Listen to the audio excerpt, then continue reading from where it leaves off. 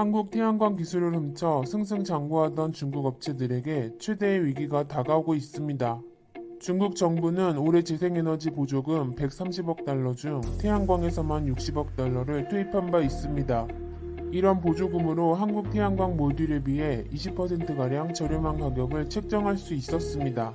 전 세계 1위 업체는 중국 진코솔라인데 100여 개국에 진출해 있고 글로벌 공장도 7개나 가지고 있습니다. 더군다나 자국 태양광 시장이 미국보다 3배 이상 크기에 내수도 뒷받침이 되었습니다. 그런데 이런 중국 업체들은 유독 한국 시장에서는 약세를 보였습니다. 국내 태양광 시장에서 국산 모듈 점유율은 2018년 72%, 2019년 78% 정도에 이릅니다. 이는 한국의 하나큐셀, LG전자, LS일렉트릭 등의 쟁쟁한 태양광 모듈 업체가 있기 때문입니다. 한화는 방산으로도 유명하지만 태양광 전문 기업으로도 불리고 있습니다. 하나그룹의 상반기 태양광 사업 부문은 3조 1천억 원의 매출을 올렸는데 한화 전체 매출의 12%를 차지하고 있습니다. 한화는 2010년 중국 태양광 업체 인수를 시작으로 2012년 독일 큐셀을 인수해 시장 확대에 시동을 걸었습니다. 폴리실리콘부터 웨이퍼, 셀, 모듈, 발전 시스템으로 이어지는 수직 기어라를 단숨에 구축한 것입니다. 여기에 2012년 고효율 태양광 셀 퀀텀을 양산하면서 중국을 압도하는 기술력을 갖췄습니다. 그런데 어이없는 것은 2015년 중국 기업들이 이 기술을 접목해 제품을 양산하기 시작한 것입니다. 태양광 셀 후면에 보호막을 만들어 빛을 다시 반사시켜 발전 효율을 높이는 특허 기술입니다. 한화는 지난해 3월 독일, 미국, 호주에서 중국 진코솔라 등을 상대로 특허 침해 소송을 걸었습니다. 그런데 놀라운 것은 6월 독일에서 한화가 승소해버린 것입니다. 이에 진코솔라 등의 독일 판매는 금지됐고 기존 제품에 대한 리콜 의무가 부과됐습니다. 여기에 스페인과 프랑스 등으로의 소송 확대까지 검토하고 있습니다. 그렇게 되면 세계를 장악하려던 중국 태양광 업체의 꿈은 산산조각이 나는 것입니다. 세계 태양광 발전 전망을 보면 2020년 125GW에서 2022년 157GW로 성장이 예상되고 있습니다. 하나큐셀은 한국을 비롯한 미국, 독일, 일본, 영국 등에서 점유율 1위를 하고 있습니다. 게다가 유럽에서는 7년 연속, 호주에서는 5년 연속 탑 브랜드로 꼽히고 있는 상태입니다. 이는 셀과 모듈 효율에서 세계 1위를 기록했기에 선택을 받고 있는 것입니다.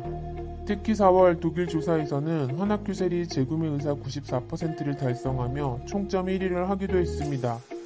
게다가 한국 제품 안 쓰기로 유명한 일본까지 장악하고 있습니다. 일본은 2006년만 해도 자국 업체가 36%의 점유율을 지켰지만 2018년에는 1%로 사실상 전멸한 상태입니다. 작년 일본이 수출 규제를 했을 때도 태양광 부분은 걱정을 하지 않았습니다. 셀 생산 과정에서 일본 소재나 부품을 거의 사용하지 않았기 때문입니다. 한화케미칼을 통해서는 셀 원료인 폴리실리콘을 공급받고 에첸가스도 국내 기업에서 조달했습니다. 한화큐셀은 2011년 일본에 진출해 2017년 현지 기업 교세라를 제치고 점유율 1위를 차지했습니다. 월 일정 비용을 받고 태양광을 설치해주는 등 전략적으로 움직여 일본 주택시장을 공략한 것입니다. 일본은 정부 지원으로 소규모 태양광 시장이 크게 성장했는데 90%는 주택용이었습니다. 그리고 한국 LS일렉트릭마저 일본에서 대규모 태양광 발전소 사업을 잇따라 수주했습니다. 도쿄의 40MW, 홋카이도의 28MW, 이시카와의 18MW 등입니다. 그런데 진짜 기회는 미국에서 찾아오고 있습니다. 바이든이 탄소 제로를 위해 향후 4년간 2조 달러를 투자하겠다고 한 것입니다.